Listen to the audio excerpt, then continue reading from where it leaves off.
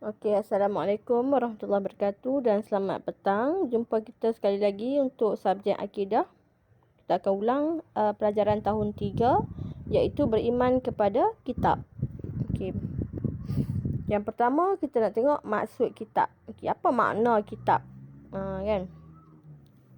Okey, kitab ni maksud dia adalah kalamullah yang diturunkan kepada beberapa orang nabi dan rasul melalui perantaraan malaikat Jibril yang mengandungi syariat yang lengkap. Okey, yang pertama, kitab ni adalah kalamullah lah. Dia daripada Allah. Bukan yang orang ni mahabak apa-apa. Tak. Okey. Yang diturunkan kepada beberapa orang nabi dan rasul.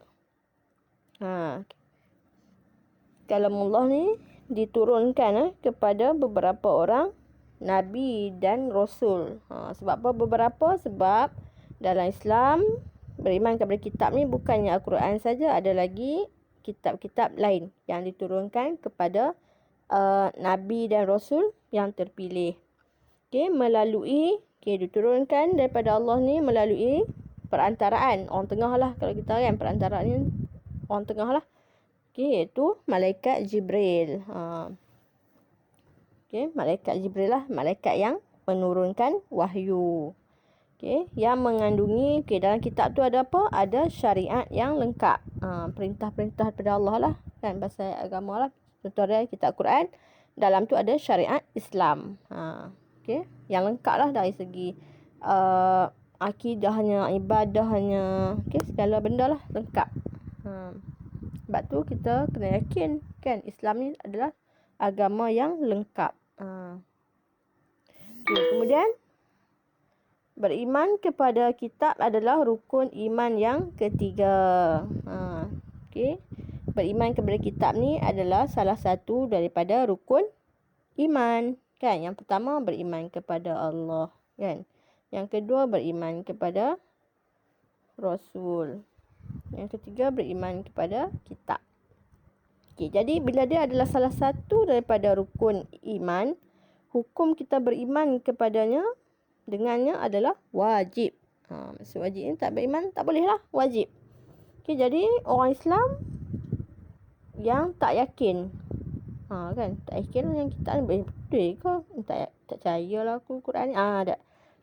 Orang yang tak yakin ni adalah berdosa besar. Ni kalau soalan tanya apa hukum dia, dia adalah berdosa besar bila kita tak yakin dan terkeluar dari Islam. Terkeluar dari Islam ni maksud dia murtad lah. Na'udzubillah min zalik. Sebagai orang Islam kita wajib percaya dan beriman, kan, dan mengamalkan apa yang diturunkan lah oleh Allah, kan. Jangan kita duk nafi pula. Dah tak mau belajar, lepas tu buat pala, kan, orang kata. Sebab tu kena selalu belajar, kan, benda ni. Tambah-tambah berkaitan dengan agama kita sendiri, Islam. Kemudian kita tengok apa dalil naqli dan aqli yang mengatakan kita wajib beriman kepada kitab-kitab yang Allah turunkan kepada para rasul dan nabi yang terpilih ni. Tak semua nabi ada kitab dia, kan. Dalil naqli ni maksud dia dalil daripada Al-Quran ataupun hadis. Bila dengar naqli, ingat Quran dan hadis sahaja. Kita panggil dalil naqli. Ni dari surah An-Nisa. Firman Allah, kan.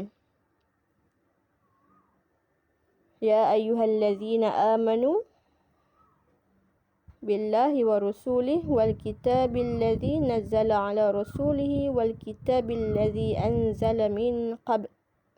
Nampak tu kitab tu.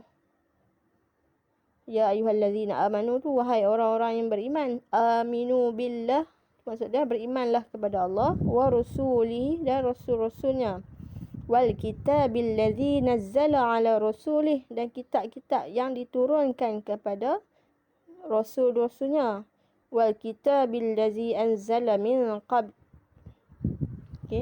Kitab yang diturunkan kepada rasulnya tadi tu merujuk pada Quran lah, kan, dan kitab yang diturunkan sebelum-sebelumnya. Min qabli tu maksud dia sebelum lah daripada Quran. Kemudian Dia sambung lagi, wa man yakfur billahi wa malaikatihi wa kitabihi wa rusulihi wal yaumil akhir faqad dhalla dhalalan ba'ida. Dan barang siapa yang kufur ataupun tak beriman kepada Allah ke, malaikat ke, kitab ke, rasul ke, ataupun hari akhir, hari kiamat, sesungguhnya mereka ni dalam sesat lah, kan, dalam kesesatan.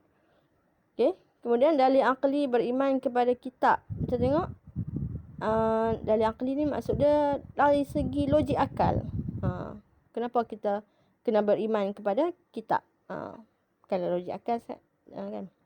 Okay. Yang pertama, semua agama samawi mempunyai kitab suci. Semua agama-agama langit ni mempunyai kitab suci. Agama samawi ialah agama yang bersumberkan wahyu dari Allah, kan. Yang mana bersumberkan daripada Allah ni, agama-agama ni semua ada kitab. Okay, Allah membimbing umatnya dengan menurunkan kitab sebagai panduan. Kalau tak ada kitab, macam mana kita ni nak mengamalkan sesuatu agama tu, kan. Jadi logik lah. Okay. Bila Allah turunkan kitab ni sebagai panduan lah. Macam kita kan nak mengaji, buku tak ada, payah kan. Okay. Kemudian nama-nama kitab dan rasul yang menerima.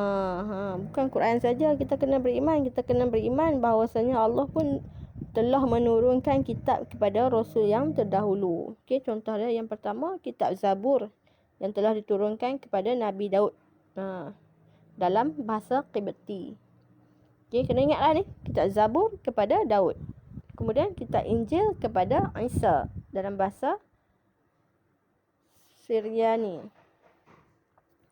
Okay, kemudian kitab Taurat kepada Nabi Musa dalam bahasa Ibrani, dan terakhir kitab Al-Quran kepada Nabi Muhammad dalam bahasa Arab. Okay, sebab tu kita selalu dengar orang sebut bahasa Arab ni adalah bahasa Al-Quran. Sebab Al-Quran ni diturunkan dalam bahasa Arab. Berbeza dengan kitab-kitab yang diturunkan kepada Rasul ataupun Nabi-Nabi sebelum ni. Kan, macam Nabi Daud, bahasa lain, bahasa Qibti. Injil pun bahasa lain. Taurat bahasa Ibrani, kan. Jadi bahasa Arab ni adalah bahasa Al-Quran. Sebab Al-Quran ni diturunkan dalam bahasa Arab. Okay. Okay, kena ingat nama kitab dan juga nama Nabi dia. Zabur, Nabi Daud, Injil, Isa, Taurat, Musa, Quran, Muhammad. Boleh tak? Boleh faham tak zakat tu?